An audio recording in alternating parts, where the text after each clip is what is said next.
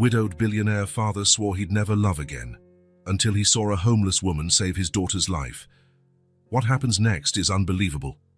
The sound of the office door slamming echoed through the mansion. Logan Pierce had come home from work early, a rare occurrence in the last 3 years. The two-story house in a Boston suburb, with its 12 rooms and impeccable garden, seemed too large for just 2 people, especially when one of them barely spent any time there. Logan loosened his navy blue tie and walked down the silent hallway. His footsteps were the only sound besides the constant ticking of the wall clock, a wedding gift that Sarah had chosen. Thinking of her still hurt as much as it did on the first day. "Mr. Pierce, I wasn't expecting you so soon," said Martha, the housekeeper, appearing at the kitchen doorway with a surprised expression. "I finished a meeting early. How's Emily?" "She's in her room, drawing. She's asked for you 3 times today." Logan nodded, feeling that familiar pang of guilt. He climbed the stairs slowly, as if each step required immense effort. He stopped in front of the door decorated with colorful stars and knocked lightly. "Emily, can I come in?" The response came almost immediately, with the sound of little footsteps running toward the door. Emily opened it with a smile that lit up her 5-year-old face. Her brown hair fell in curls over her shoulders, just like Sarah's. "Daddy, you're home early," she exclaimed, hugging his legs. Logan bent down and picked her up, smelling the scent of kids' shampoo. For a moment, he allowed himself to smile. "So what were you doing, princess?" "Drawing our family," she answered, pulling him by the hand to the small table in the center of the room.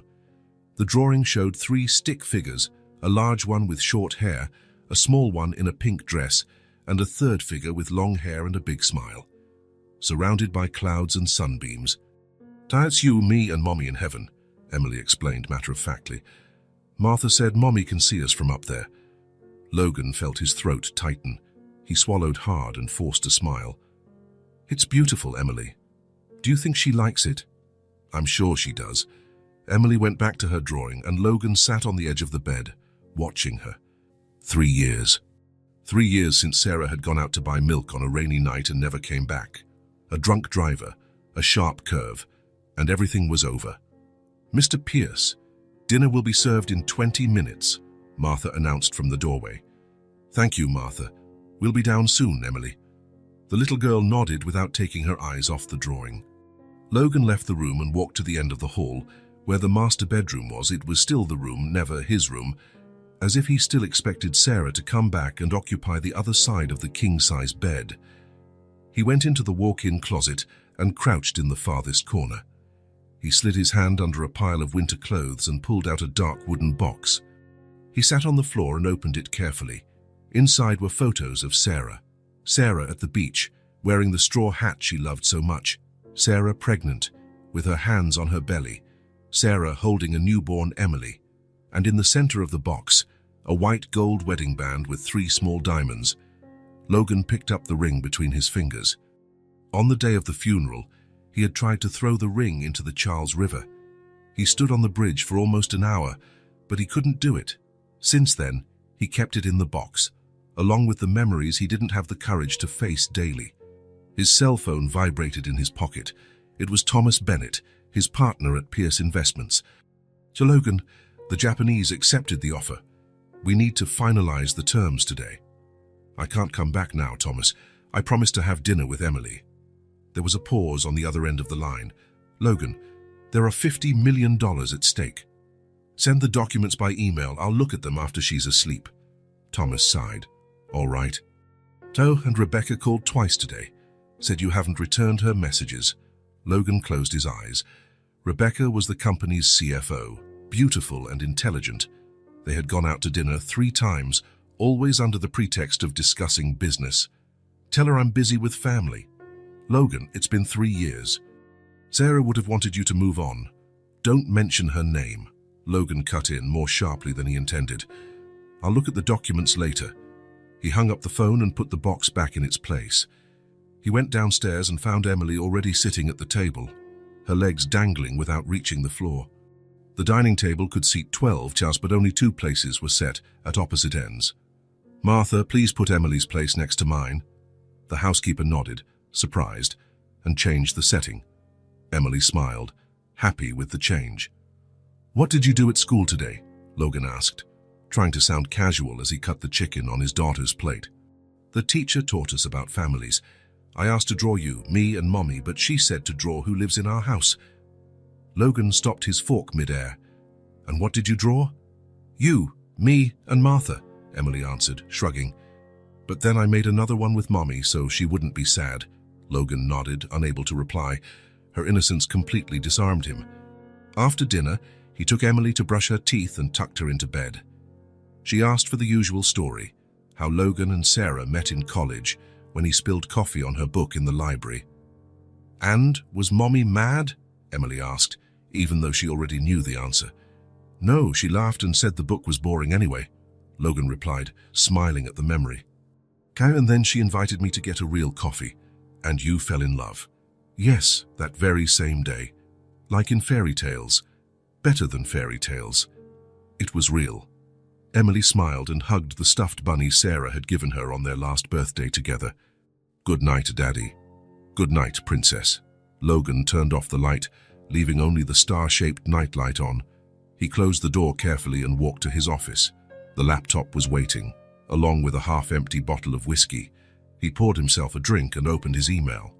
The documents for the Japanese deal were there, waiting for his review. Work was easier. At work, he didn't have to feel, didn't have to remember. As he read the terms of the contract, his cell phone vibrated again. It was a text from Rebecca. "I miss you. Can we see each other tomorrow?" Logan glanced at the photo in the frame next to his computer. Sarah was smiling with baby Emily in her arms. "I'm busy. Maybe next week," he replied, knowing he would say the same thing the following week. Logan Pierce, the billionaire everyone envied, the man who turned failing companies into empires, couldn't fix the one thing that truly mattered, his broken heart. To the world, he was a success. To himself, he was just the man who had locked his heart and thrown away the key. The Saturday sun lit up Boston with a golden late afternoon light. Logan adjusted his sunglasses as he drove his black Audi down the main avenue. In the back seat, Emily bounced with excitement, clutching her stuffed bunny to her chest. "Are you sure you want to go to the park?" Logan asked, looking in the rearview mirror. "We could go to the movies or that place with the arcade games you like." "I want the park," Emily insisted. "Martha said there are ducklings in the pond. Can we feed them?" Logan smiled. He had promised his daughter a full day together, no work, no phone calls. A promise he rarely managed to keep. "Of course, we can. We'll buy some bread on the way." The truth was, Logan couldn't remember the last time he had spent a whole Saturday with his daughter. There was always an urgent meeting, an international video conference, a contract to review. Thomas had been insisting he needed to find a better balance. "You've built an empire, but Emily is growing up without you even noticing," his partner had said the previous week, after Logan missed his daughter's spring recital at school. The Boston Public Garden was crowded, as expected on a sunny Saturday. Families were spread out on the green lawns, children ran around the pond, and couples strolled hand in hand. Logan felt that familiar pang in his chest, the pain of seeing complete families. "Let's find a spot near the pond," he suggested, holding Emily's small hand as she skipped beside him. They found an empty bench overlooking the pond. Emily opened the bag of bread, eager to feed the ducks. "Slowly, Princess. Let's throw small pieces so they come to us." Emily nodded, concentrating on the task as if it were the most important mission in the world. Logan watched her serious expression and wondered when he had stopped seeing the world with such intensity and curiosity. Maybe when Sarah left. His cell phone vibrated in his pants pocket. Logan checked the screen. It was Thomas. "Emily, stay right here on the bench, okay? I need to take this call really quick, just a minute." The little girl nodded, completely absorbed with the ducks approaching the shore. Logan walked a few feet away, turning his back to get better reception. "Thomas, today is not a good day. I'm with Emily." "Sorry, Logan, but the Chinese investors called. They want to move the meeting up to Monday. We need to discuss our strategy today." Logan sighed, feeling the familiar tension return to his shoulders. "Can't it wait until tomorrow? They're threatening to find another partner. It's a $20 million deal." Logan rubbed his temple. There were always millions at stake. All right, give me the details. While Thomas talked about exchange rates and contracts, Logan occasionally turned to check on Emily. She was still sitting, throwing bread to the ducks. This would only take a few minutes, he thought. What Logan didn't see was the small Yorkie that slipped its leash and ran towards the ducks. He also didn't see when Emily, charmed by the little animal, dropped the bread and got up to follow it. "Puppy, come here," she called, running after the Yorkie as it moved further away, toward the street that bordered the park. It was then that a young woman sitting under a nearby tree noticed the scene. Ivy Mason had just finished the only sandwich she could afford, with the money she had left. Her simple, worn-out clothes contrasted with the appearance of the people in the park, but no one noticed her, an invisible woman among so many happy families. Ivy watched the little girl in the pink dress chasing the dog as it got dangerously close to the street. She instinctively looked around, searching for the child's parents. She saw a man with his back to her, on the phone, completely oblivious to what was happening. The dog darted into the street. Emily, determined, followed it. That's when Ivy saw it, a black SUV turning the corner at high speed, heading straight for where the little girl was about to step. Ivy didn't think. Her body reacted before her mind could even process the danger. She dropped her worn backpack and ran like she had never run before. "Watch out!" she yelled, but her voice was lost among the sounds of the park. She reached Emily just as the car honked and its tires screeched on the asphalt. In a swift motion, Ivy pushed the girl onto the sidewalk, feeling the rush of the car pass just inches from her own body. Thrown off balance by the push, Ivy fell hard onto the pavement. Her head hit the curb, and a sharp pain shot through her left shoulder. She felt the hot asphalt scrape her face before everything went dark. Logan heard the screams and the sound of a horn. He turned just in time to see a woman push Emily away from a car and then fall violently to the ground. "Emily!" he shouted, dropping his phone. He ran desperately toward his daughter, who was sitting on the sidewalk, frightened but seemingly unharmed. "Daddy!" Emily cried as Logan scooped her into his arms, frantically checking if she was hurt. "Are you okay?" "Are you hurt?" he asked, his heart pounding so hard he could barely breathe. "I'm okay." "But the lady—" Logan looked at the woman lying in the street. She had dark brown hair splayed across the asphalt and was wearing simple, worn-out clothes. A trickle of blood ran from her forehead. The driver of the SUV had stopped further down and was running back. "She came out of nowhere. I couldn't stop in time," he yelled, clearly in a panic. Logan handed Emily to an older woman who had come over to help and knelt beside the stranger. Her pulse was weak, but present. Her shoulder looked dislocated, and there were scrapes on the right side of her face. "Someone call an ambulance," he ordered, taking off his jacket and placing it under the woman's head. Within minutes, the sound of a siren cut through the air. The paramedics arrived and quickly placed Ivy on a stretcher. Logan took Emily back in his arms, still trembling from what had almost happened. "Daddy, is the lady going to be okay?" Emily asked, tears still shining in her eyes. "I hope so, Princess," he replied, watching the paramedics load the stranger into the ambulance. One of the paramedics approached him. "Sir, do you know her?" "No," Logan answered, "but she saved my daughter. Where are you taking her?" "Massachusetts General." "You can go there later to give a statement if you'd like." Logan nodded, a strange feeling growing inside him. This stranger had risked her own life to save Emily. He couldn't just go home as if nothing had happened. "We're going to the hospital, Emily. We need to thank the lady who helped you." The entire way to the hospital, Emily didn't stop asking about the lady from the park. Logan tried to stay calm, but his thoughts were a whirlwind. If that stranger hadn't been there, if he hadn't answered that call, if he had been paying more attention. At the hospital, Logan used his name and influence to get information about the newly arrived patient. Ivy Mason, 28 years old, no health insurance, no emergency contacts. "She's unconscious," the nurse informed him. "She has a dislocated shoulder, a mild concussion and some cuts, but she's going to be okay." "I'd like to cover all her medical expenses," Logan said, handing over his corporate credit card. "And I want to be informed when she wakes up. The nurse nodded, surprised, but didn't ask any questions.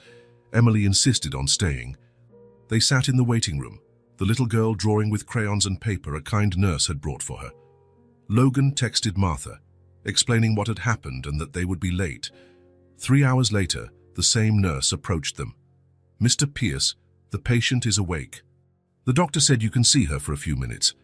Logan looked at Emily, who was asleep, curled up in the chair. He carefully picked her up and followed the nurse down the white corridors.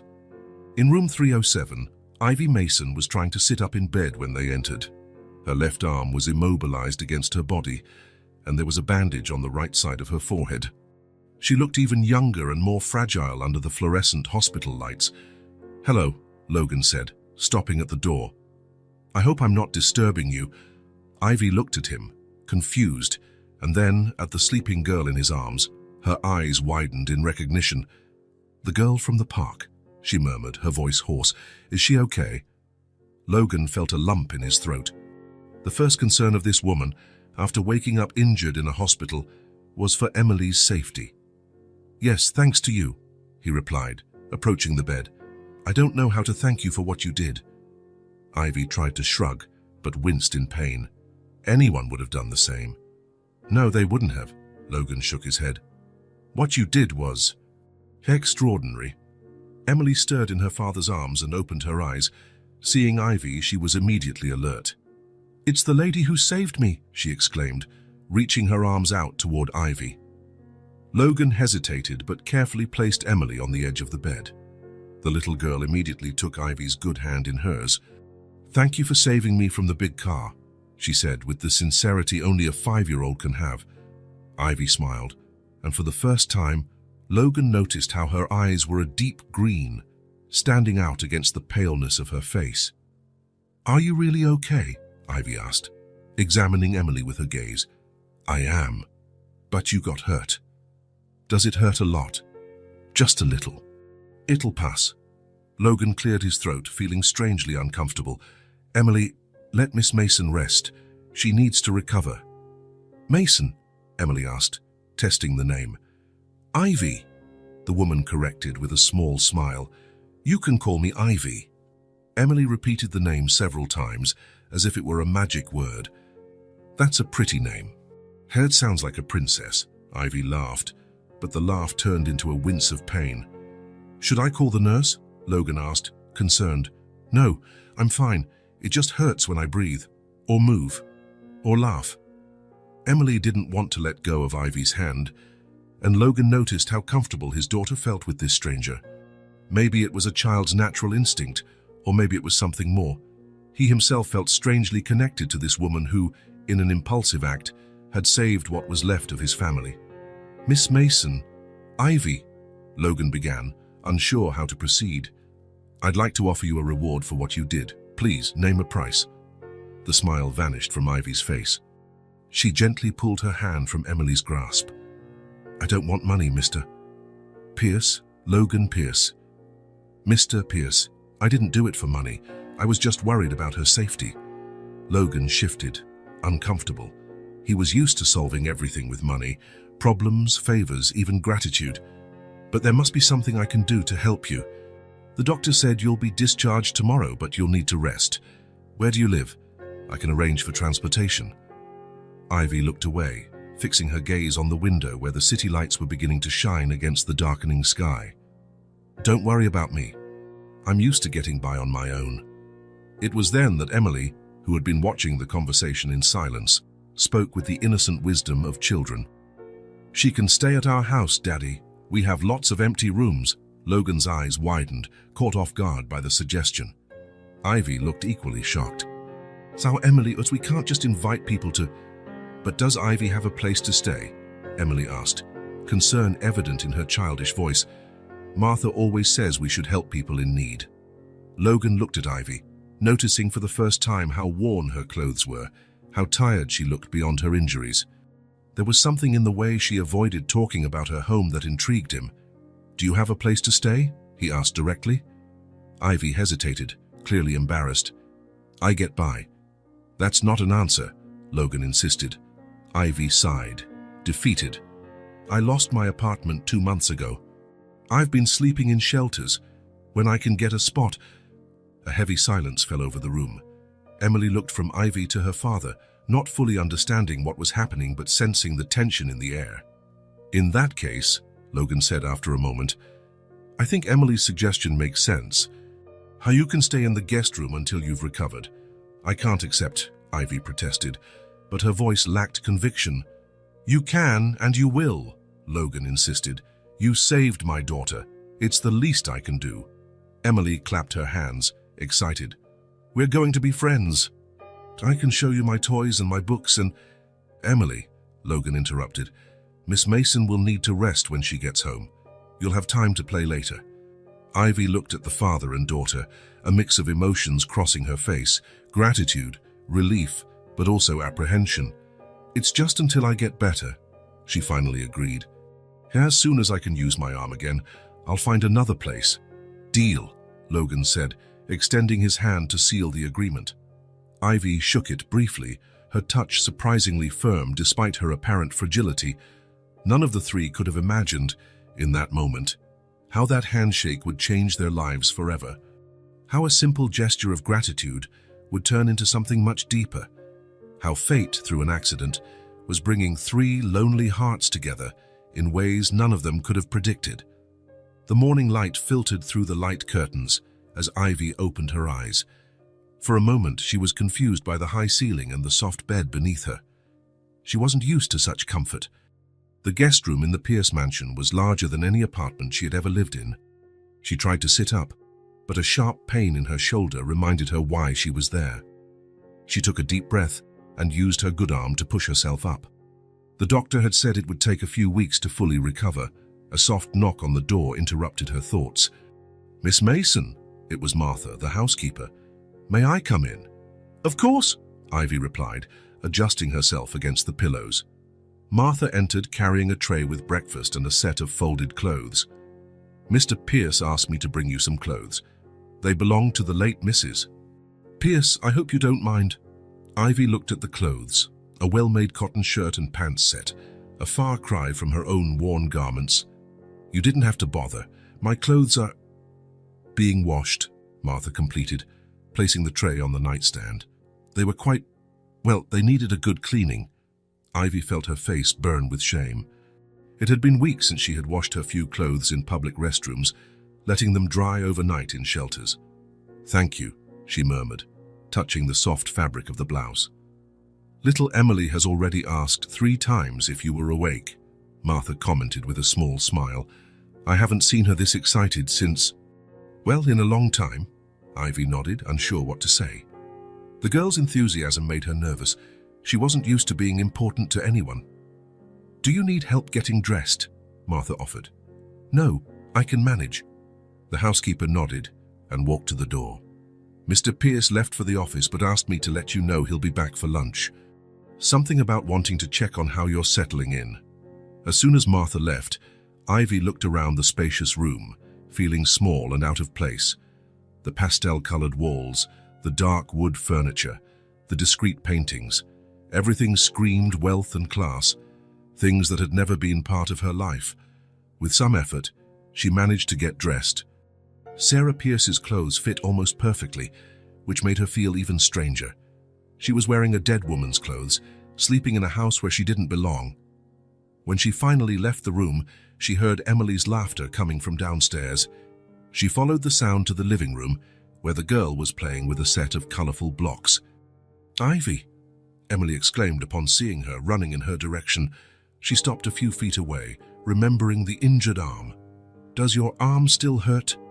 Just a little, Ivy replied, forcing a smile. Come see what I'm building. It's a castle for the princesses. Ivy let herself be led to the rug, where Emily had assembled an impressive structure for a 5-year-old. It's beautiful, she praised sincerely. Did you build it all by yourself?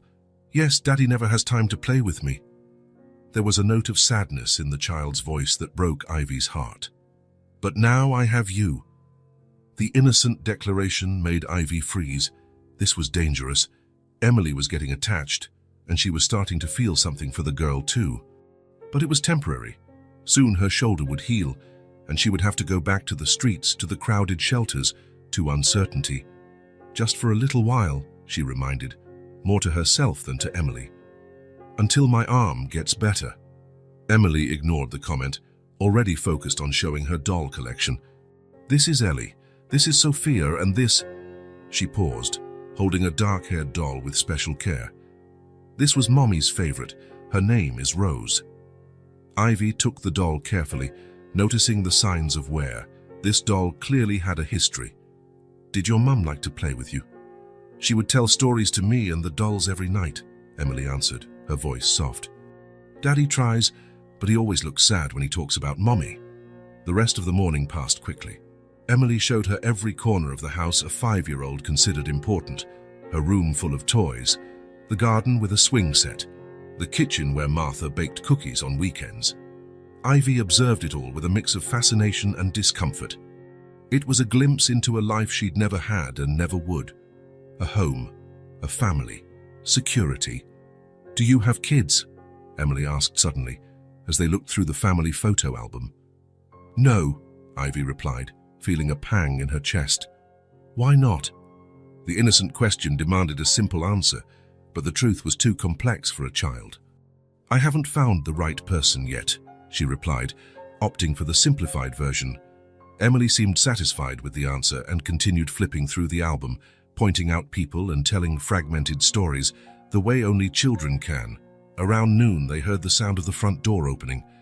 Emily jumped up. It's Daddy. He's back! Logan Pierce entered the living room, still wearing his impeccable suit, looking slightly uncomfortable to find Ivy sitting on the floor with his daughter. I see you two are getting to know each other, he commented as Emily ran to hug him. I showed Ivy everything, the girl exclaimed. My toys, my dolls, the garden. I hope she let you get some rest, Logan said, looking at Ivy. She was a great tour guide, Ivy replied, trying to stand up without using her injured arm. Logan moved closer to help her, carefully taking her good arm. The touch, however brief, made Ivy instinctively pull away. Sorry, he murmured, noticing her reaction. I was just trying to help. I've got it, Ivy insisted, finally on her feet. Thank you. An awkward silence fell between them, broken only by Emily, who continued to chatter about everything they had done that morning. Martha said lunch will be ready in 15 minutes, Logan informed them. I thought we could eat in the garden since it's a nice day. If you're feeling up to it, of course. Yes, I am, thank you. Logan watched Ivy with curiosity. There was something about her that intrigued him, a quiet strength, despite her apparent fragility. He noticed how Sarah's clothes fit her well, and it stirred a strange feeling in his chest. Not discomfort, as he had expected, but something different he couldn't name. In the garden, sitting at a table under a pergola covered in vines, Logan noticed something he hadn't seen in years. Emily was genuinely happy. She laughed, gestured, told stories, things she rarely did in his presence. The girl seemed to blossom with Ivy's attention, who patiently answered every question, no matter how absurd. And have you ever seen a real unicorn? Emily asked between bites. Unfortunately, no, Ivy answered, smiling. But I have seen horses, which are almost as magical. Can Daddy buy us a horse? Logan choked on his water. Emily, we can't have a horse in the garden. Why not? It's big enough, Ivy laughed, and Logan realized it was the first time he had heard her truly laugh. The sound was light, musical, and it made something stir inside him. After lunch, Emily asked to show off her little plants in the garden bed. Logan stayed behind, watching from a distance, as his daughter excitedly explained each seedling she had planted with Martha's help.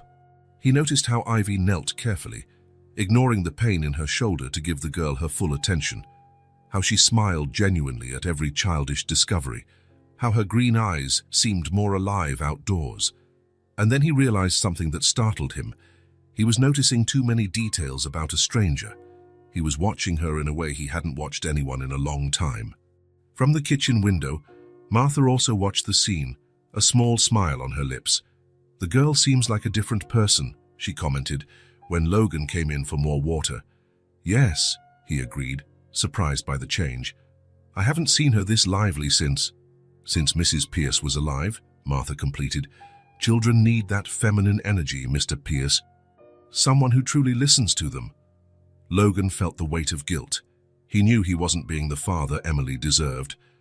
Back in the garden, he found Ivy sitting alone on the bench. Emily had run inside with Martha to wash her dirt-stained hands. "She's a wonderful child," Ivy commented as Logan approached. "She is. I hope she's not tiring you out." "Not at all."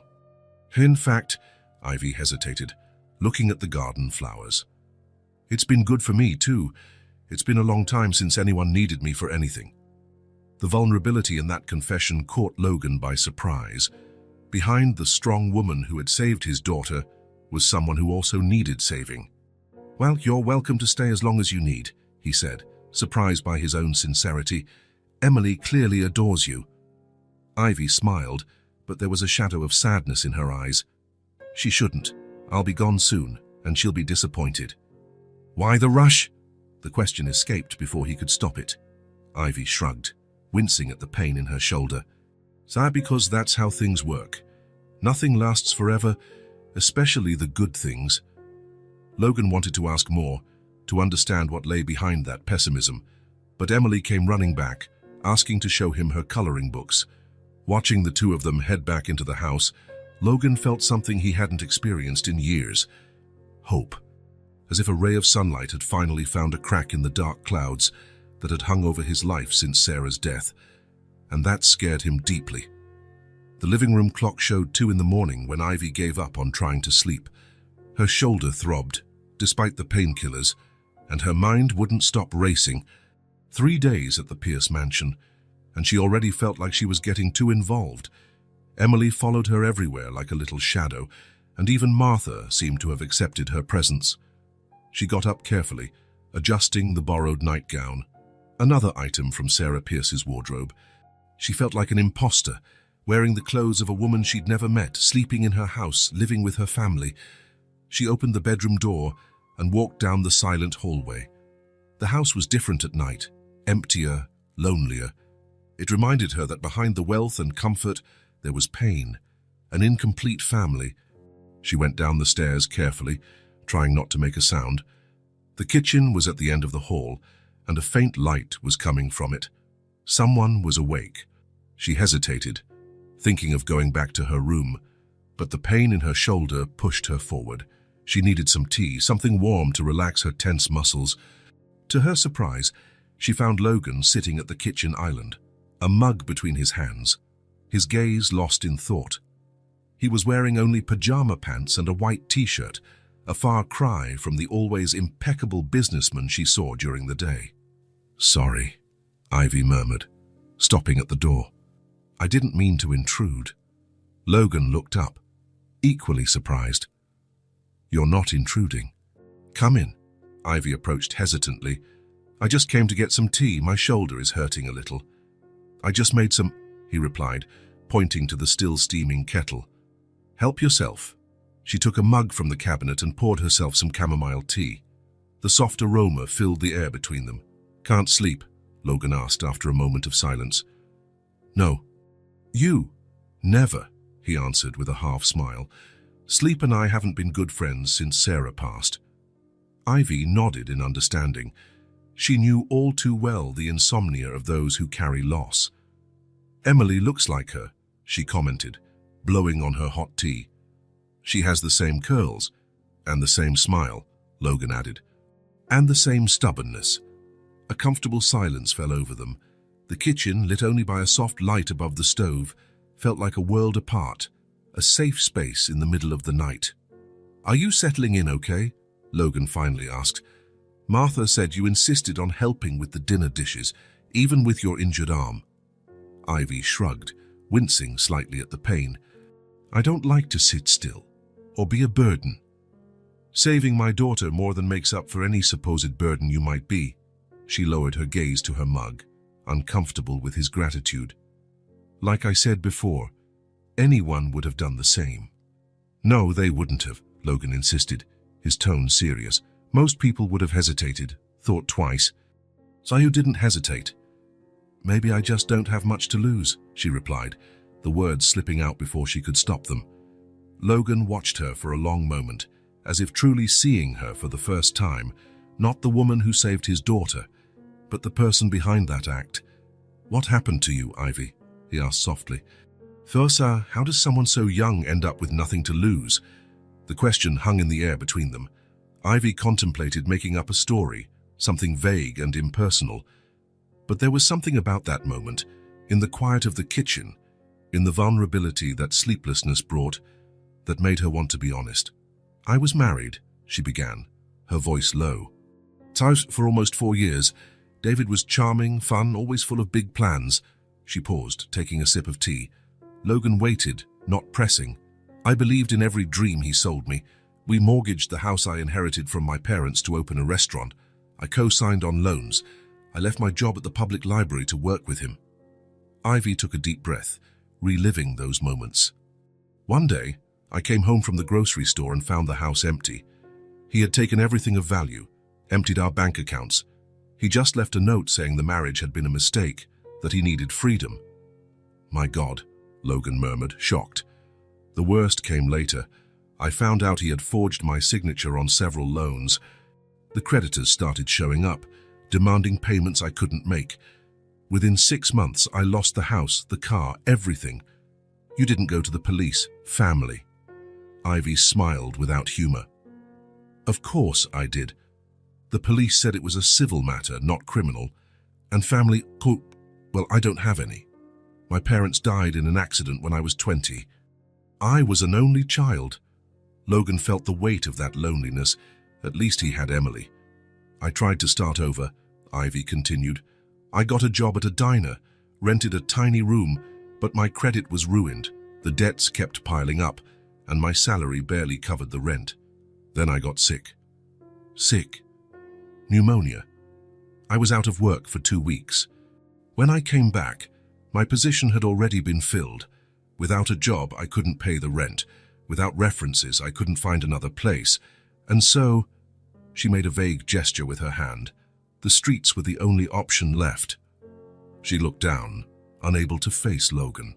The shame of her situation weighed more heavily than any physical pain. "How long?" he asked, his voice hoarse. "Almost a year. I managed to stay in shelters most nights, did some temp work. I was trying to save money for a security deposit when I saw Emily running into the street." Logan was silent, absorbing it all. The woman before him, who had risked her own life to save his daughter, had lost everything, not by choice, not by mistake, but by trusting someone who didn't deserve it. "And even then," he finally said, his voice thick with emotion, "even with nothing, you didn't hesitate to risk the little you had to save a child you didn't even know." Ivy finally looked up, surprised by the emotion in his voice. "It wasn't a conscious choice. I saw the danger and I reacted. That's what makes the act even more extraordinary," Logan replied. "It reveals who you really are." She looked away, uncomfortable with the praise. "I'm no one special, just someone who's had a lot of bad luck." Logan shook his head in disagreement. "A person's character isn't defined by luck, good or bad. It's defined by their choices, especially when there's no time to think." Their hands briefly touched on the table. An accidental touch, but it made both of them pull back, surprised by the electricity of that simple contact. "Thank you for telling me your story," Logan said after a moment. "It must have been difficult." "Actually, it was liberating," Ivy admitted. "I don't talk about it with anyone. Your secret is safe with me." They sat in silence, drinking the now cooling tea. For some reason, that moment felt intimate, as if they were sharing something precious and fragile. "What did you do?" Logan asked. "Before all this, I was a librarian. I worked in the children's section, organized story time. That explains why Emily connected with you so quickly. You have a way with kids." "I always wanted to have children," Ivy confessed in a low voice. "It was a dream David and I shared, or at least I thought we did." The vulnerability in that confession touched Logan deeply. For the first time in years, he felt the urge to reach out and comfort someone, to offer more than just money or practical solutions. "You're still young," he said softly. "There's time to start over, to make that dream come true." Ivy gave a sad smile. Maybe. But first I need to find a roof over my head, a job, sort out my debts. It feels like an impossible mountain to climb. No mountain is impossible with the right help. She looked up, surprised by the implied offer. I don't want your charity, Mr. Pierce. Logan, he corrected. And it's not charity. It's gratitude. You saved the most precious thing in my world. Ivy nodded, not arguing. The exhaustion was beginning to weigh on her. I think I'll try to get some sleep now, she said, standing up. Thanks for the tea and for the conversation. It was my pleasure, Logan replied, watching her walk to the door. Ivy? She stopped, turning around. Yes? I'm glad you crossed our path. Emily is too. A genuine smile lit up her face for the first time. Me too.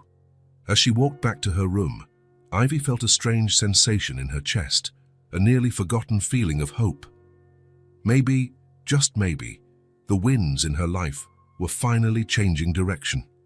Logan remained in the kitchen for a long time after she left, contemplating the empty mug and the night's revelations. Something had shifted inside him. A door he thought was permanently closed seemed to have opened, if only a crack, and that both scared and excited him in equal measure. 2 weeks had passed since Ivy had arrived at the Pierce mansion. The doctor had removed her sling, though he recommended she continue with light exercises to fully regain her shoulders' mobility. The scratches on her face had healed, leaving only a faint mark near her right temple. Saturday morning dawned sunny, with that soft spring warmth that invited you outdoors. Martha had gone to visit her sister, and Logan had to go to the office for an emergency video conference with investors from Asia. Just you two today, he had said at the breakfast table, sounding genuinely disappointed to be working on a Saturday. I promise I won't be long. Now, Ivy and Emily were in the backyard, kneeling on an old towel spread on the grass. Emily wore a straw hat that was too big for her head and kept falling over her eyes, making her laugh. Ivy was in jeans and a loose t-shirt, her hair pulled back in a casual ponytail. First, we have to prepare the soil, Ivy explained, loosening the dirt with a small trowel. Flowers are like people. They need a comfortable home to grow strong. Emily mimicked her with her toy trowel, her tongue stuck between her teeth in absolute concentration. What do you mean, like people? The girl asked, curious. Well, they need food, which is the compost, Ivy explained, mixing the dark compost into the soil. They need water, just like we need to drink, and they need sunlight to grow healthy. And do they have families? Ivy smiled at the unexpected question. In a way, yes. Some flowers grow better when they're near others. We call it companion planting. Emily nodded, processing the information seriously. Like you, me, and Daddy? The question caught Ivy by surprise. She felt her heart clench, unsure how to answer. Yes, something like that, she finally replied, focusing on digging small holes for the petunia seedlings. They worked side by side in silence for a few minutes. Emily seemed lost in thought, which was unusual for such a talkative child. Ivy, she finally called out, her voice small and hesitant. Yes, sweetie. Did you know your mommy? Ivy stopped what she was doing, feeling the weight of the seemingly simple question. Yes, I did. She passed away when I was 20. Do you miss her? Every day, Ivy answered honestly. But over time, I learned to keep the good memories in my heart. Emily looked down, playing with the dirt between her fingers. I miss my mommy a lot, she confessed, her voice choked up. Sometimes I can't remember her face very well. Daddy has pictures, but it's not the same. Ivy felt a lump in her throat. She reached out and gently lifted the girl's chin. You know what my mom used to tell me? That when we miss someone a lot, it's because that person loved us very much, and that love is still inside of us. Emily looked at her with eyes shining with unshed tears. Really? Really? And I'm sure your mommy loved you more than anything in the world. The girl was silent for a moment, then asked, How do you know? Because it's impossible not to love you, Emily Pierce, Ivy replied with a soft smile. You're too special not to be loved. Emily threw herself into Ivy's arms without warning, hugging her tightly. Ivy felt the small hands clutching her shirt, as if afraid she might disappear at any moment. Are you going to leave one day? Emily asked against her shoulder. Like Mommy did. The question hit Ivy like a punch to the gut. She knew she should be honest, say yes, that eventually she would leave, that this was temporary, but she couldn't. Not with this child trembling in her arms, so starved for security. I'll be around for as long as I can, I promise, she replied, choosing her words carefully. And even when I'm not physically here, I'll always remember you. Emily pulled back a little, staring at Ivy seriously. Say promise, promise? I promise. The girl seemed satisfied with the answer and turned her attention back to the flowers, the sad moment already passing as it does with children. How about we plant these daisies now? Ivy suggested, trying to lighten the mood. They're my favorite flowers. Why? Because they're simple and strong at the same time. They survive storms, the cold, and yet they're still beautiful. Like you, Emily said with the direct simplicity of a child. Ivy laughed, touched by the innocent comparison. I think I'd rather be compared to a rose. No, Emily insisted with conviction. Roses have thorns that hurt. You don't hurt anyone. They worked for another hour, planting seedlings of daisies, petunias, and pansies. Emily insisted on making a special flower bed shaped like a heart for the family flowers, as she called them. This corner is for Daddy, she explained, placing a sturdy geranium seedling. This one is for me, she continued, choosing a purple pansy. And this one, she pointed to the center of the heart, is for you. She planted a white daisy there, patting the dirt around it with excessive care. There, now we're all together forever. Ivy felt her eyes sting with restrained tears. How could she explain to a 5-year-old that life didn't work that way, that people leave, that nothing lasts forever? Hey, it's beautiful, Emily, she said instead. Should we take a picture to show your dad when he gets home? Emily agreed enthusiastically, and Ivy took out the cell phone Logan had insisted she borrow for emergencies. They took several pictures of the heart-shaped flower bed, of Emily smiling with her crooked hat, of the two of them together with dirt-smudged faces. The sun was already high when they finished watering the new plants. Dirty and tired but happy, they decided to take a break for lunch. Can we make sandwiches? Emily asked as they washed their hands in the kitchen sink. Martha taught me how. Of course, show me what you've learned. Together they made turkey and cheese sandwiches with lettuce and tomato. Emily insisted on cutting hers into star shapes using a cookie cutter.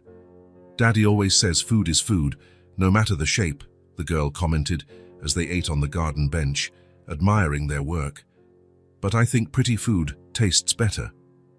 I agree with you, Ivy replied. We eat with our eyes first. What does that mean? It means that when something looks beautiful and appetizing, we start enjoying it even before we taste it. Emily thought for a moment, then smiled. Like when I first saw you in the hospital. I thought you would be my friend just by looking at you. Ivy choked on her sandwich, caught off guard by the unexpected comparison. Emily patted her back awkwardly, mimicking what adults did. Are you okay? I'm fine, Ivy replied, catching her breath. I was just surprised, and you seemed special to me right away, too.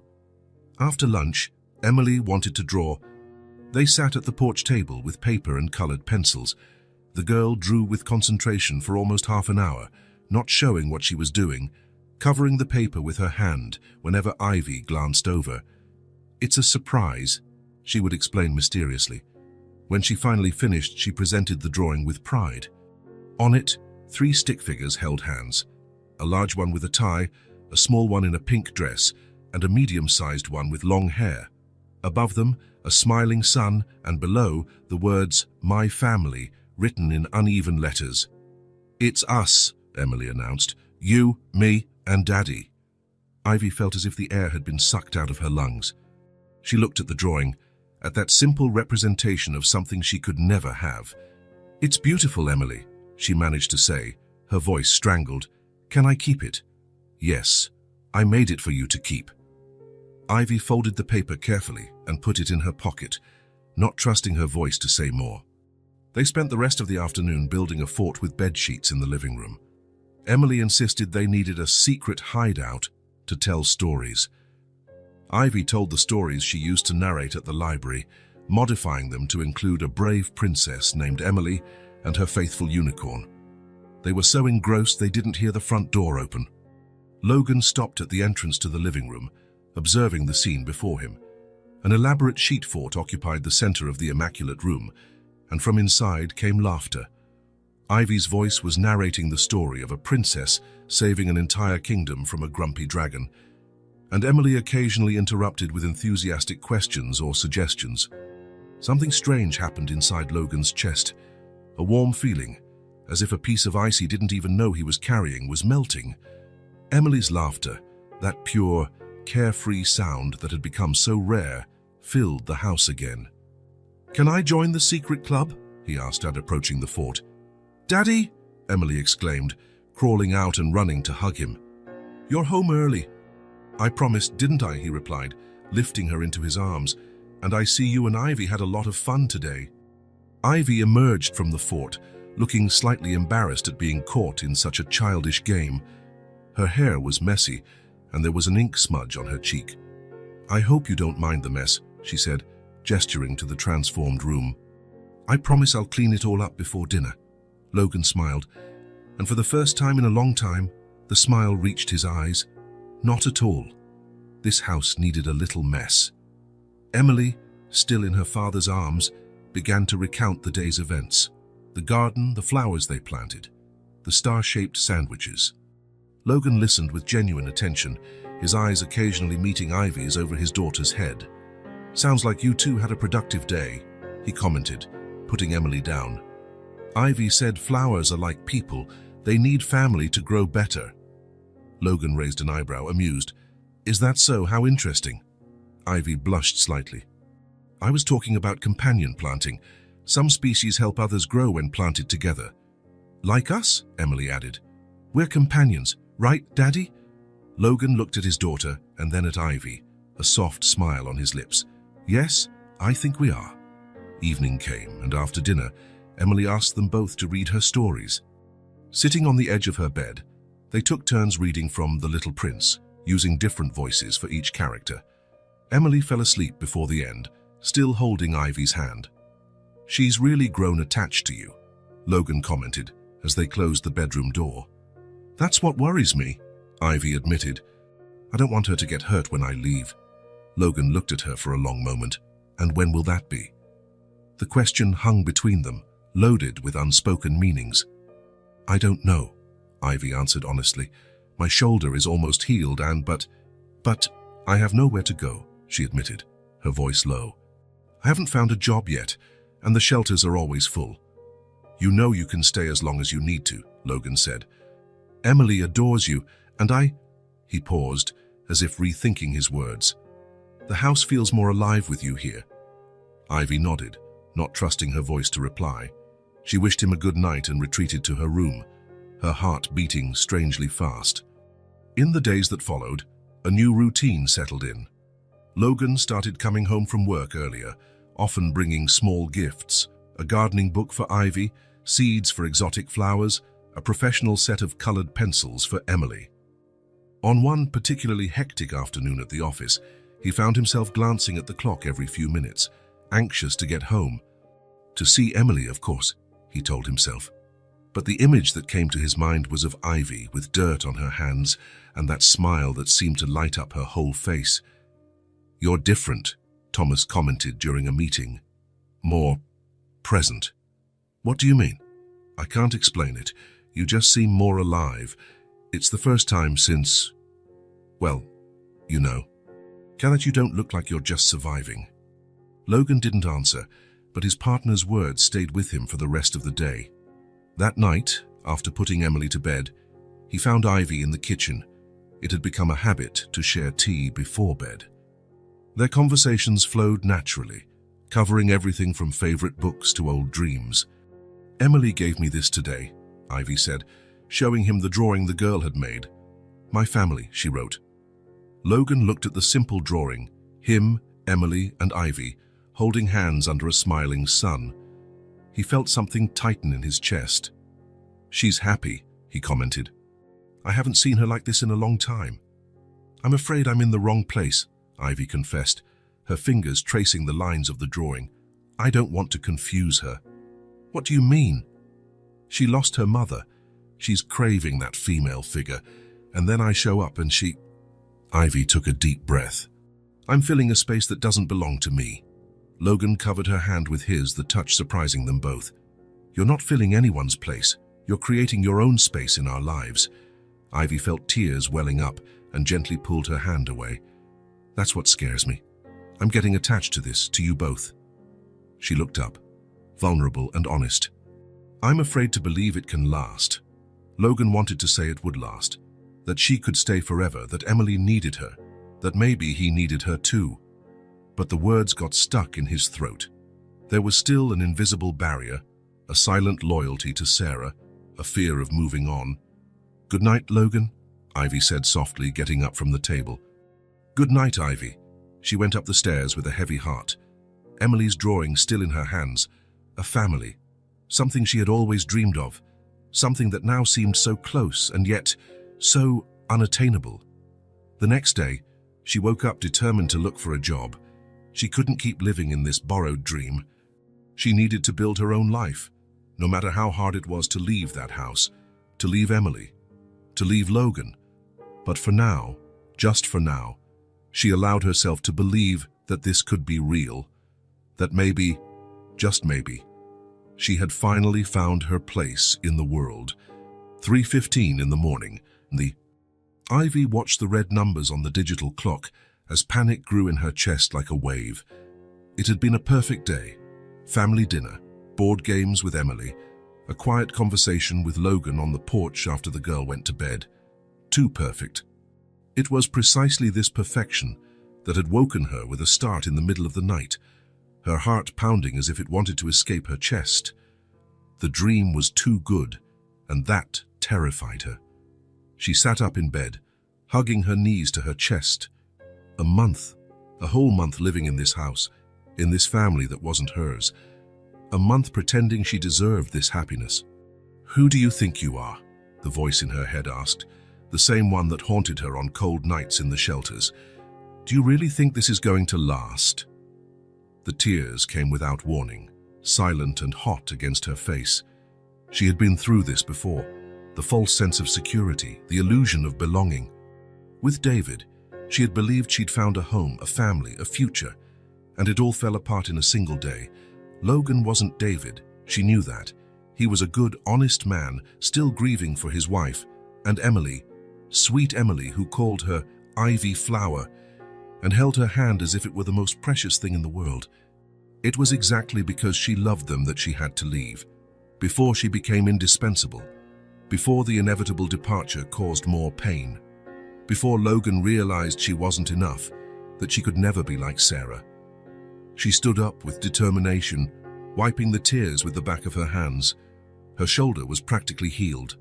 There were no more excuses to stay. She opened the dresser drawer where she kept her few belongings. 2 sets of her own clothes, now clean and folded.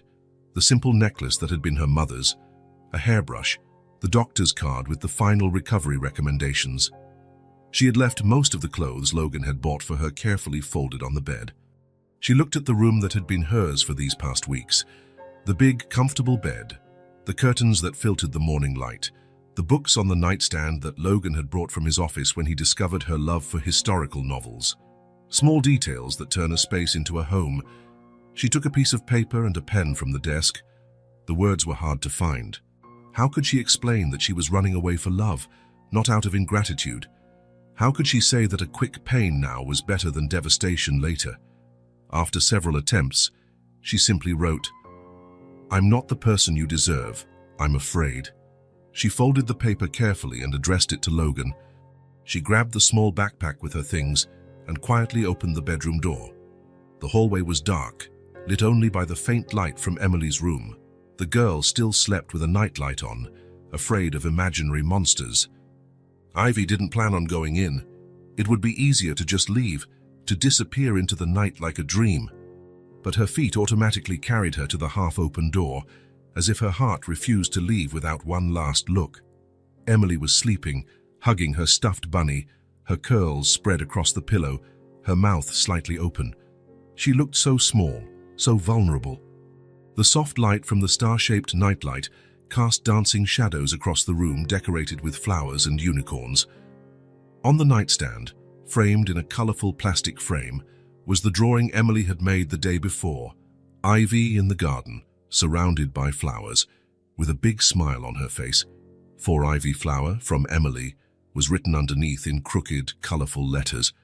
She felt her chest tighten. How could she just leave? How could she disappear from the life of this child who had already lost so much? "That's exactly why I have to go," she reminded herself, "before she gets even more attached, before I become indispensable." She approached the bed on silent feet. She bent down and adjusted the blanket around the girl, an automatic gesture of affection that had become routine in recent weeks. Emily stirred in her sleep, but didn't wake. "I love you, little flower," Ivy whispered. Her voice choked as she placed a gentle kiss on the girl's forehead. "But I can't stay." A tear fell onto the pillow, and Ivy quickly wiped it away. She couldn't leave traces of her pain. She had to be strong for all of them. She stood up and walked to the door, each step harder than the last. At the threshold, she turned for one last look. The image of Emily sleeping peacefully would be forever etched in her memory. A good dream she needed to wake up from before it turned into a nightmare. In the hallway, she stopped in front of Logan's door. Was he awake? Also haunted by nighttime thoughts? Or was he sleeping peacefully, unaware that she would disappoint him as everyone in her life had? She slid the note under the door, an insufficient goodbye for all she wanted to say. "Thank you for saving me. I'm sorry I'm not strong enough to stay.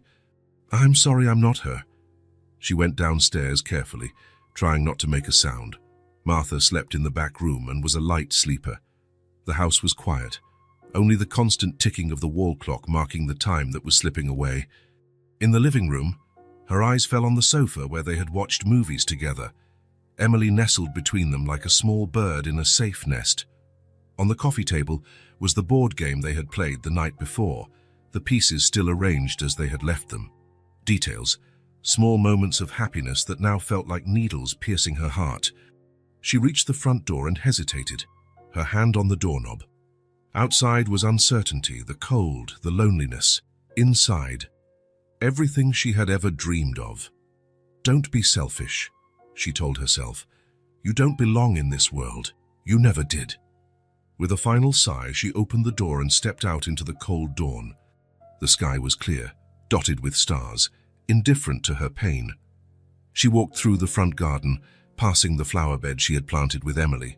The daisies were already starting to bloom, small white dots in the darkness. On the sidewalk, she stopped and looked back. The Pierce mansion stood imposing against the night sky, its windows dark like closed eyes. For a moment, she imagined going back, quietly climbing the stairs, sliding under the soft covers, pretending she had never thought of leaving. It would be so easy, so tempting, but it wouldn't be fair.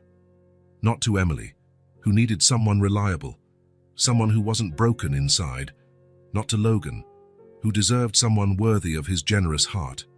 Not to herself, who couldn't bear to see the inevitable disappointment in their eyes when they discovered who she really was. Just a lost girl, pretending to be something she wasn't. Ivy adjusted the backpack on her shoulder and turned her back on the house, on the dream, on the almost home. One step after another, she forced herself to walk down the silent street as tears finally ran freely down her face. The dawn swallowed her up like an old friend, familiar in its coldness. Back to the shadows, back to... The sun was already high when Logan woke up. He reached for the clock, 7:30 in the morning. Something unusual caught his eye. A small folded piece of paper on the floor near the door. He got up intrigued and picked up the note. Ivy's delicate handwriting filled his vision.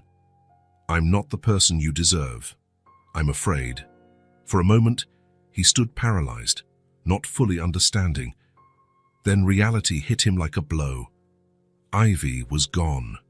He ran to the guest room and opened the door without knocking. The bed was perfectly made, as if no one had slept there. On top of it, neatly folded, were the clothes he had bought for Ivy. The drawers were empty, the bathroom devoid of any trace of her belongings. "No," he muttered, running a hand through his hair. How had he not seen it?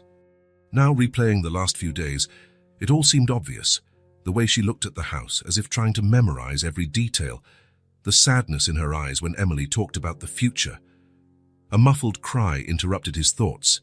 It was coming from Emily's room. He found his daughter sitting on the bed, hugging the pillow Ivy used to use, tears streaming down her small face. "Daddy, Ivy's gone," Emily sobbed, looking up with a devastated gaze. "She promised she would stay." Logan felt his heart ache. He sat down and pulled his daughter into a hug. "Did you see her leave?" he asked softly. Emily shook her head. "I went to her room to show her my new drawing, but she wasn't there. None of her things were there."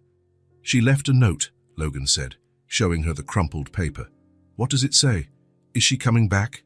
Logan hesitated, unsure how to explain. "Ivy thinks she doesn't deserve to be with us. She's afraid." "Afraid of what?" Emily asked, confused through her tears. "Sometimes, when people have been hurt a lot, they get scared of being happy. They're afraid the happiness will end again." Emily fell silent, processing her father's words. "Like you, Daddy?" she finally asked. "Are you also afraid of being happy since Mommy went away?" The innocent question struck Logan like lightning. That was exactly what he had been doing since Sarah's death, protecting himself, afraid to open his heart again. "Yes, sweetie," he admitted, his voice choked with emotion. "Like me." Emily hugged her father tightly. "But you're still here." Ivy left. Those simple words awakened something in Logan. It was true, he had stayed, even while afraid. He had faced each day for Emily, but Ivy was all alone with her fears. "I'm going to find her," he decided, standing up. "I'm going to bring Ivy back." Emily's face lit up with hope. "Really?" "I'm going to try. I can't promise she'll come back, but I promise I'll do everything I can." As he dressed hurriedly, Logan tried to think where Ivy might have gone. She had no family, no friends that he knew of. She had probably gone back to the shelters where she used to stay. Martha, the housekeeper, confirmed his suspicions. "I found the front door unlocked very early this morning. She must have left during the night." "I have to find her. Can you stay with Emily?" "Of course." "Once, when I was washing her clothes, I found a card in her pocket. It was for the St. Clara shelter downtown. Maybe that's a start." Logan thanked her and grabbed his car keys. Before leaving, he stopped by Emily's room. "I'm going to find Ivy. Tell her she doesn't have to be afraid," Emily requested seriously. "Tell her we can be brave together." In the car, Logan tried to organize his thoughts. Why did Ivy's departure affect him so much? She was just a stranger who had saved his daughter, someone he had offered shelter to out of gratitude. But he knew he was lying to himself. Ivy had brought life back to his home, to his daughter, to himself. With her quiet presence and silent strength, she had become essential without him even realizing it. The St. Clara shelter was an old, well-maintained building with a small garden at the entrance. Logan went inside and approached the reception desk, where a middle-aged woman greeted him. "I'm looking for Ivy Mason. She used to stay here." The woman eyed him suspiciously. "And you are Logan Pierce? I'm a friend of hers." "I'm sorry. I can't provide information about our residents." Logan took a deep breath, trying to remain calm. "Please, it's important. She was living at my house, recovering from an accident. She left early this morning, leaving only a note. My 5-year-old daughter is devastated." The woman's expression softened. "Ivy isn't here," she said after a moment's hesitation. "She came by very early, picked up a few things, but didn't ask for a bed." "Do you have any idea where she might have gone?" "She used to spend a lot of time at Riverside Park. There's a bench near the pond where she liked to read." "Thank you," Logan said, already turning to leave. Riverside Park was 10 minutes away. It was a quiet place with a small pond in the center. Logan walked along the stone paths, his eyes scanning every bench, and then he saw her. Sitting by the edge of the pond, her small backpack beside her, her gaze lost on the water. She was wearing the simple clothes she had arrived in, her hair pulled back in a messy ponytail. Even from a distance, he could tell she had been crying. For a moment, he just watched her. There was a fragility in her posture that contrasted with the strength she had shown when saving Emily. "Ivy." She looked up, startled. Surprise quickly gave way to embarrassment. "Logan, how did you find me?" "It wasn't hard. You don't have many places to go." Ivy looked down, ashamed by the truth in his words. "I'm sorry for leaving like that. I thought it would be easier." "Easier for whom?" Emily woke up crying, hugging your pillow. Ivy flinched as if she had been struck. "That just proves I did the right thing. She's already too attached. The longer I stayed, the worse it would be when I left." "And who said you had to leave?" She looked up, surprised. "Logan, we both know that wasn't real. I don't belong in that world." "Why not? What makes you less deserving of happiness?" Ivy let out a bitter laugh. "Look at me. I have nothing. I'm a disaster. You're a billionaire with a perfect life. What could I possibly offer?" Logan took a deep breath, searching for the right words. "Do you know what I was before you showed up? An empty man living on autopilot. An absent father. Someone who had given up on feeling." He took her hands in his. "I've been hurt a lot in my life. I lost my wife and decided to never believe in love again. I thought it would be safer that way, you know, to close off my heart, focus only on work and responsibilities." Ivy watched him in silence, her eyes shining with unshed tears. "But having you around made me change my mind," he continued, his voice thick with emotion. "Seeing how you cared for Emily, how you brought life back to our home, how you genuinely cared, it moved me in a way I didn't think was possible again." A tear escaped and rolled down Ivy's cheek. "We don't know how to live without you anymore," Logan confessed, gently squeezing her hands. "I tried to convince myself it was just gratitude, that it didn't mean anything special. But I couldn't. I fell in love with you, Ivy." The words hung in the air, heavy with vulnerability. Ivy sobbed, tears now streaming freely. "No, Logan, you don't know what you're saying. You deserve someone better, someone like Sarah." "I don't want someone like Sarah," he interrupted. "Sarah was one of a kind, and what we had was special, but it's over. And you are unique in your own way. I don't want a replacement. I want something new, something that's ours." Ivy stared at him, the conflict evident in her green eyes. "I'm so scared," she confessed. "Scared of not being enough, scared of letting myself go and losing everything again, scared of disappointing you both." "I'm scared too," Logan admitted. "Scared of opening my heart and getting hurt again, scared I won't know how to be a good partner after so long alone. But I've learned that living in fear isn't really living." He gently touched her face, wiping away a tear. "We can be scared together, helping each other be brave." Something in Ivy's expression changed, as if an invisible wall was starting to crumble. "And Emily?"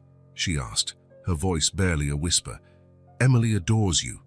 She told me to tell you that you don't have to be afraid, that we can be brave together." Ivy closed her eyes, more tears escaping. "She really said that, word for word. She's a wise little girl." A sob mixed with a laugh escaped Ivy's lips. "She is, isn't she?" Logan held out his hand, a silent invitation. "Come back with us, Ivy.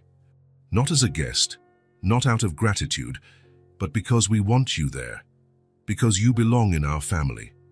Ivy looked at his outstretched hand, her entire future contained in that simple gesture.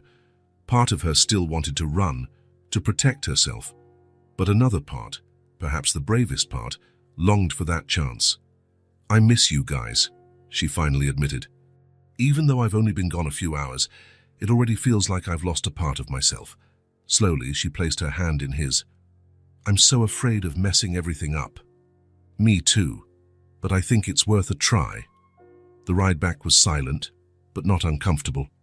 It was the silence of two people absorbing a major change, contemplating possibilities that were once impossible. When they arrived, they barely had time to get out of the car. The front door flew open, and Emily ran across the lawn, still in her pajamas, her face lit up with a smile that seemed to hold all the joy in the world. "Ivy, you're back," she yelled, throwing herself into her arms with such force it nearly knocked her over. Ivy knelt, hugging the girl with intensity, fresh tears in her eyes. Emily held her face between her small hands. "You don't have to be afraid. I get scared sometimes too, but it's better when we're together. Ivy laughed through her tears, touched by the innocent wisdom. You're right, little flower. It's better when we're together. She looked up at Logan, who was watching them with a soft smile. There was still so much to sort out, so many uncertainties, but for the first time, Ivy wasn't running. She wasn't being carried along by circumstances. She was choosing to stay, choosing to believe she deserved this chance, choosing a family. And in that moment, in Emily's arms and under Logan's gaze, the fear that had always accompanied her seemed smaller, more distant. It hadn't disappeared. Maybe it never would, but now there was something stronger to counterbalance it. Hope. 2 months had passed since Ivy decided to stay. Spring was breathing its last, giving way to the approaching summer heat. The Pierce mansion was no longer the same. There were brighter colors in the curtains, books scattered on the coffee tables, toys that were no longer put away with military precision. Martha, the housekeeper, no longer complained about these small changes, recognizing them as signs of life returning to those cold walls.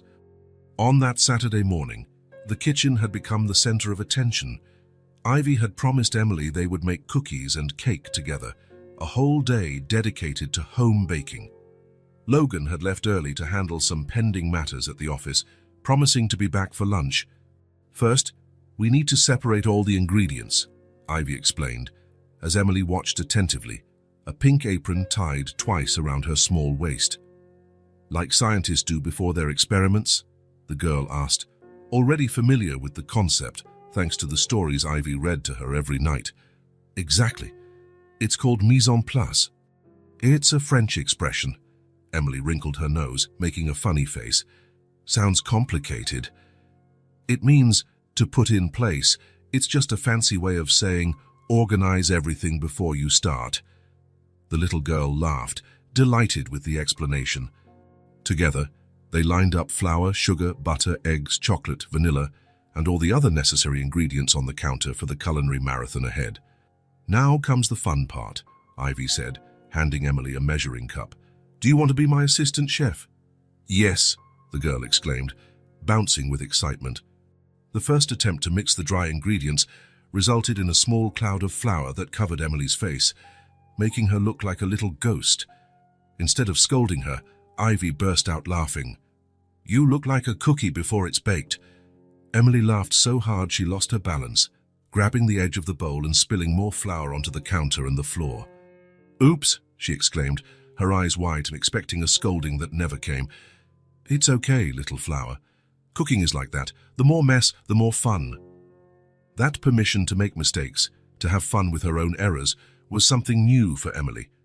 With Martha, always so organized and methodical, the kitchen was a place of rules. With Ivy, it was a laboratory for experimentation. While the cookie dough rested in the fridge, they started preparing the chocolate cake. Emily insisted it had to be a magic cake. What's a magic cake? Ivy asked, curious. It's a cake that makes people happy when they eat it, the girl explained with the simple, irrefutable logic of children. In that case, we need to add a secret ingredient. What is it?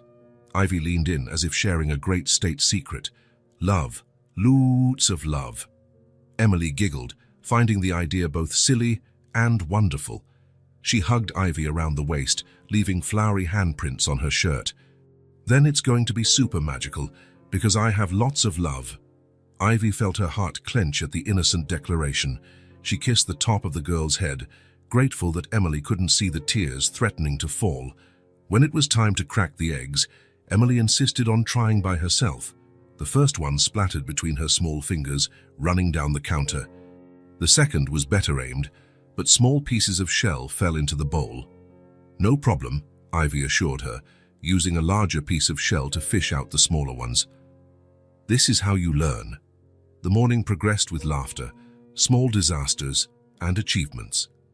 The normally immaculate kitchen was transformed into a culinary battlefield. There was flour on the floor, butter on the drawers, and drops of vanilla marking the counter like tiny, fragrant footprints. When the first batch of cookies came out of the oven, the sweet aroma filled the entire house. Emily clapped her hands at the sight of the golden cookies with melted chocolate chips. We did it, she exclaimed proudly. Guys, we're real chefs. Yes, we are, Ivy agreed, feeling a simple happiness she hadn't experienced in a long time. And chefs always taste their creations. They sat at the kitchen table, each with a still warm cookie and a glass of cold milk. Emily bit into hers with her eyes closed, savoring it like a little food critic. "It's perfect," she finally declared. "How can I save one for Daddy?" "Of course, we'll leave the best ones for him to try when he gets here." While the cake was baking, perfuming the kitchen with its chocolatey scent, they tried to clean up the mess, or at least pretend to. The task soon turned into a bubble fight when Emily discovered that the wet sponge made funny bubbles. "Look, Ivy, I'm making snow." Ivy feigned astonishment as a handful of foam flew in her direction, landing on her nose. In retaliation, she drew foam mustaches on Emily's face, making her burst into laughter. It was into this scene of festive chaos that Logan arrived, earlier than expected. He stopped at the kitchen door, observing the scene before him. Flour on the floor, batter on the walls, utensils scattered across the counter. At the center of this culinary hurricane, Ivy and Emily were dancing an improvised waltz, both with faces marked by flour and chocolate, laughing as if the mess were the most precious thing in the world. Logan stood there, feeling something strange and familiar at the same time, a sense of completeness he hadn't experienced in years. He remembered when Sarah was still alive, how the house always seemed full, even when it was just the three of them. Emily was the first to notice him. "Daddy!" she yelled, running towards him with her hands still sticky with dough. "You're just in time." Before he could dodge, Logan was enveloped in a sticky hug that would certainly leave marks on his custom-made Italian suit. "Daddy, Ivy taught me everything today," Emily exclaimed, her eyes shining with excitement. "How to make perfect cookies and a magic cake. It was so much fun." "I can see that," he replied, looking around with a smile he couldn't contain. His gaze met Ivy's, who looked slightly embarrassed by the mess. "Sorry about the kitchen," she said, trying to wipe a chocolate smudge from her cheek, only managing to spread it further. "I promise we'll clean everything up." "Don't worry about it," Logan replied, surprising himself with the sincerity of his words. "It's good to see some life in this house." And it was true. The mansion, which for so long had been just a place to sleep and store painful memories, now pulsed with a different energy.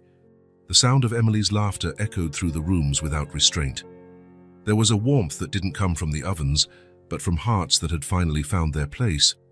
Later, after a simple and delicious dinner, the magic cake served as dessert and, indeed, seemed to have the power to make everyone smile, the three of them went out to the backyard to enjoy the late afternoon.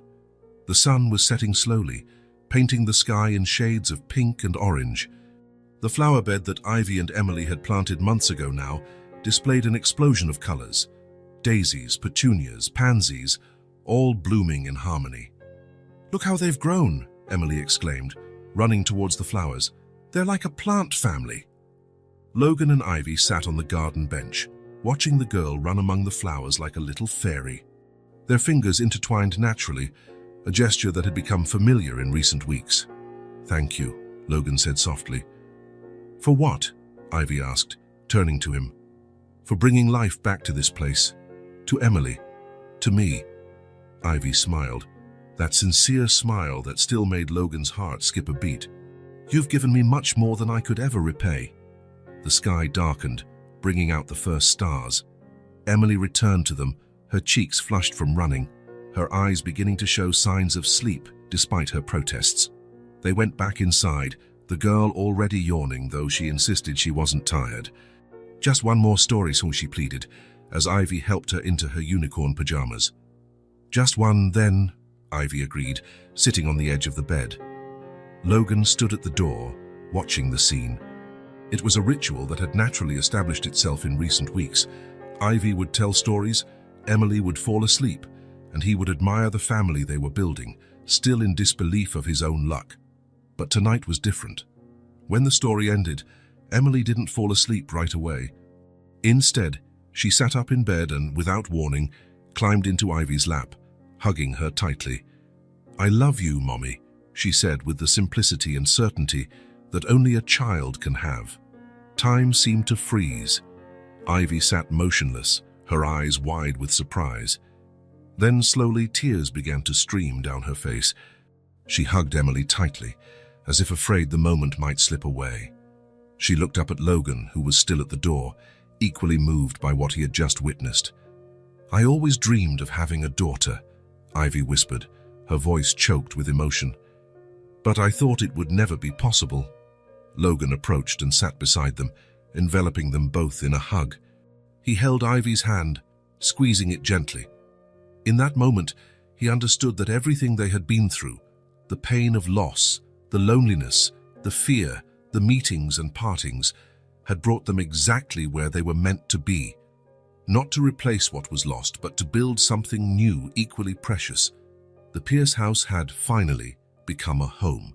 If this story touched your heart, subscribe to the channel and turn on notifications so you don't miss the next ones. Leave a like because it helps this story get recommended to more people. See you in the next story.